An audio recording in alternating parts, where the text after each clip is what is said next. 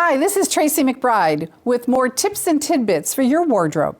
And it's really about managing all the pieces, parts that go into our wardrobes. We have jackets and camisoles, we have underwear, we have shoes, we have socks, we have jewelry, we have purses. I mean, it goes on and on and on. And if you have multiples in all of those categories, probably. So I wanted to give you some examples of how you could visually see all of your accessories, right? Some of our brains work better when everything's away, and other things you won't wear your jewelry and your accessories if you don't see it. All right. So men typically have tie racks so they can pull it out, or it's hanging somewhere very obvious where they could see all the different options they have to pull a tie off, right? Women, it's a little bit more complicated. We have jewelry, we have earrings, we have bracelets, we have scarves, we have an abundance. So being able to see it. So early on in my career, I noticed that when I said, let me see all your accessories, women would open a drawer and have it filled with scarves, or open another drawer and they had every little tiny box of when they purchased the item or it was given to them was in a box. So they'd have to open each box to show me each piece of jewelry. Well, that's not very time effective in the morning when you're trying to get dressed. So women would say, well, I really don't wear that much jewelry because I forget. It's in the drawer, and then by the time I remember, I got to leave. I'm always crunched for time. And in the morning, I think we all are. We're trying to get to our appointment. So there are so many different great products out there. Pinterest will show you more than your brain can possibly handle, I'm sure. But this is one that I use. This is from my closet, and these are just some pieces of my jewelry.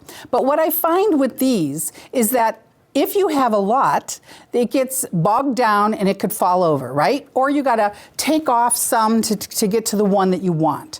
So there's a lot of other ways to do it. I might put my most worn necklaces on something like this and not bog it down with a lot. So that's not really effective if you have the space to have something like this, great. If you don't, there are a lot of other ways. And we're gonna show you some ways. I mean, I have purchased things like bars from IKEA and S-hooks and hung each necklace individually. There are things that you can buy at Mark's. You can buy it at Michael's that are organizing jewelry organizers. I have velvet bars that you can put your bracelets on if you happen to have a lot of bracelets. You could even use a candlestick and layer your bracelets on it. Yeah, it's a little bit of a hassle to pull them and get to the ones that you want, but it's just another way to visually see what you have so that you wear the jewelry that you've invested in or that your loved ones have given to you. And using them so that they add another layer of interest to your wardrobe, your personal presence.